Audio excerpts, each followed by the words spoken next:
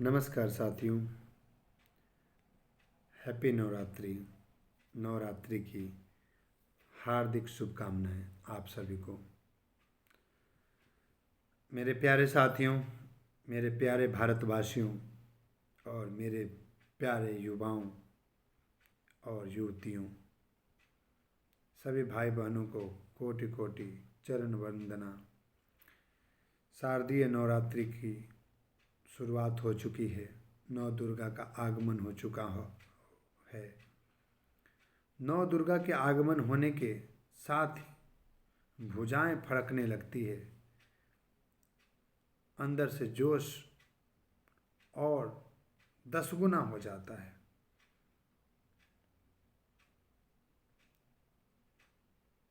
महिलाओं के प्रति सम्मान लोगों का बढ़ जाता है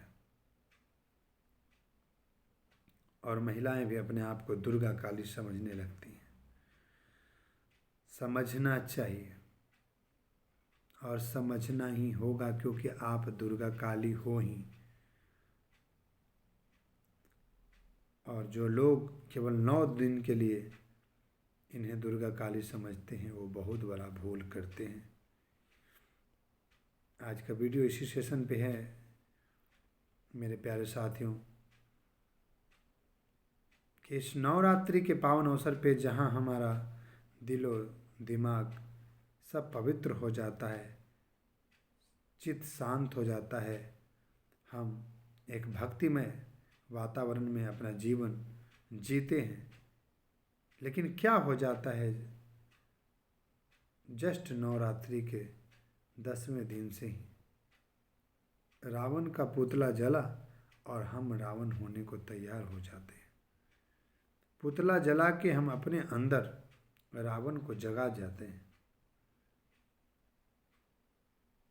बाहर के रावण को मिटाने से पहले हम सभी को अपने अंदर के रावण को मिटाना होगा, अपने अंदर के दुर्योधन को मिटाना होगा और अपने अंदर के जो हस्तिनापुर में जितने भी वीर योद्धा थे, चाहे वो भीष्म पितामह हो,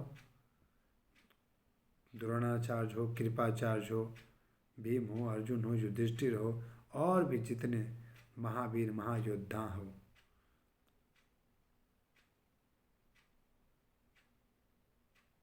हम लोगों को ये प्रण लेना चाहिए कि वो द्वापर में जो हुआ वो इस समय 2020 में आज से नहीं होना चाहिए।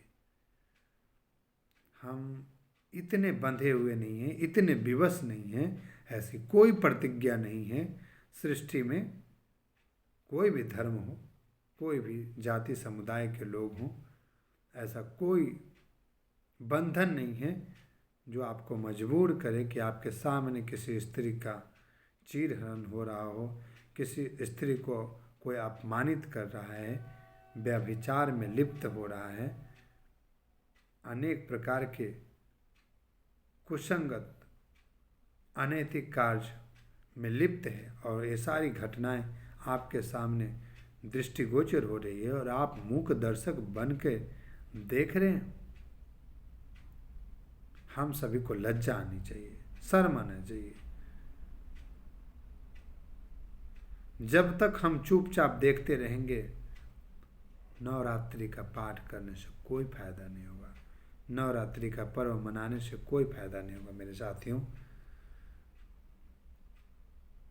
क्योंकि हमें नवरात्रि से पहले 9 जागरण लाना होगा और उस 9 जागरण में हमें अपने देश के सभी उम्र के लोगों को जागृत करना होगा, उनको उनके नैतिक कर्तव्य के बारे में अवगत कराना होगा। जानने से कुछ नहीं होगा, मानने से होगा और उसको करने से होगा। अक्सर हम यही भूल करते हैं, नवरात्रि में 9 दुर्गा का पाठ करते हैं, रामचरितमानस का पाठ करते हैं, लेकिन न दुर्गा की मानते हैं न राम की मानते हैं, बस अपने मन की मानते हैं। 9 दिन तक ऐसा गेरुआ वस्त्र धारण कर लेते हैं और उसके बाद फिर काला, पीला, हरा, जैसी मर्जी वैसा रंग धारण करते हैं, जैसा मन करेगा वैसा करते हैं। प्याज, लहसुन, मांस, मछली, दारू, तारी सब 9 दिन बंद, और 10वें दिन ऐसे टूट पड़ते हैं जैसे मानो गिद्ध हैं। हम इंसान के रूप में जानवर से भी बदतर हो चुके हैं। इंसान भी थोड़ा समझता है, लेकिन हम तो जीते जी मैन ईटर बन गए हैं, नरभक्षी बन गए हैं। ऐसे जघन्य अपराध करने में लिप्त हो गए हैं कि आज शर्म आता है। विवश हूं, अगर विवश नहीं होता तो बहुत कुछ कर जाता, और देख रहा हूं अगर ऐसा ही चलता रहा तो मंगल पांडे कोई और नहीं बनता।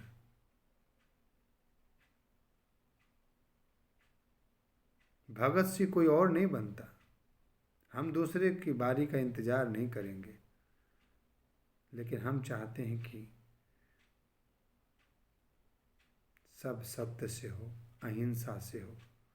हिंसा किसी भी चीज का समाधान नहीं है मेरे साथियों। विनती विनय करने से अगर सुधार हो जाए तो बहुत अच्छी बात है, क्योंकि समापन तो, संहार तो अंतिम क्षण है, अंतिम विधि है, जो राम ने भी किया और कृष्ण ने भी किया। महाभारत के काल में बहुत बार समझाया लोगों को, बहुत अनुनय विनय किया, लेकिन ना, जो दुराचारी होते हैं वो अपने आचरण को छोड़ने के लिए दूर दूर तक तैयार नहीं होते हैं। और उन दुराचारियों के 4 मित्र, जो 2-4 मित्र होते हैं उन दुराचारियों के, वही पूरे समाज को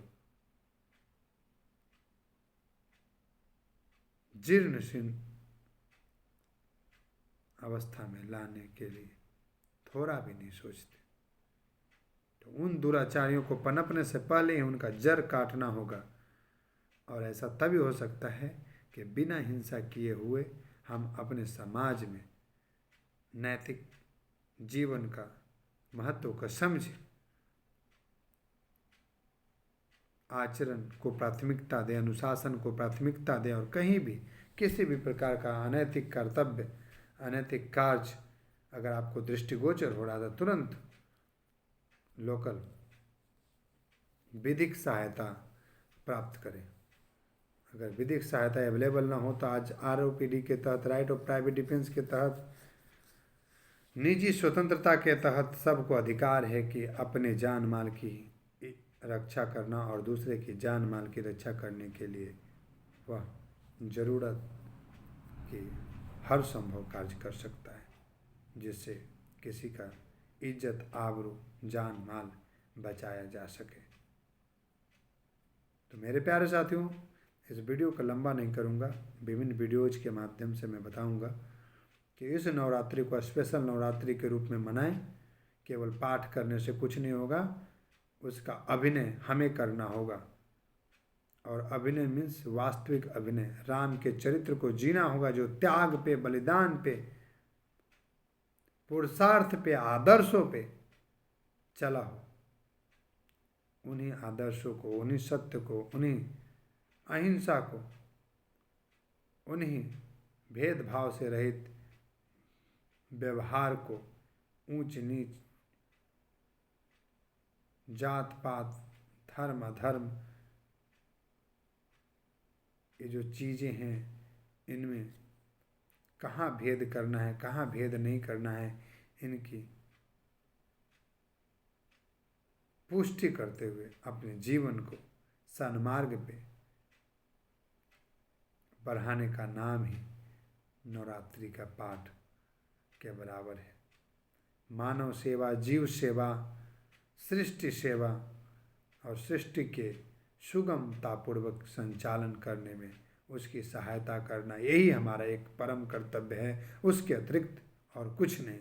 और जो भी इसके मार्ग में व्यवधान है वो हमारा शत्रु है, और उसको पहले समझाएंगे, और नहीं समझेगा तो फिर उसका विधिक पूर्वक इंतजाम किया जाएगा।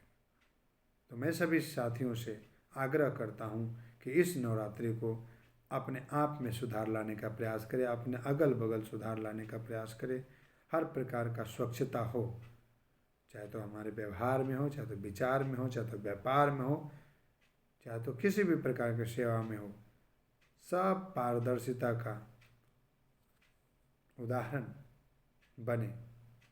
इस 2020 के नवरात्रि को रियल में नव जागरण के रूप में मनाएं, नव जीवन के रूप में मनाएं, और ऐसा मनाएं कि जीवन सुलभ हो जाए, सुगम हो जाए, और शांति से चारों ओर भगवान का, माता दुर्गा का महिमा का गुंजायमान हो जाए। धन्यवाद।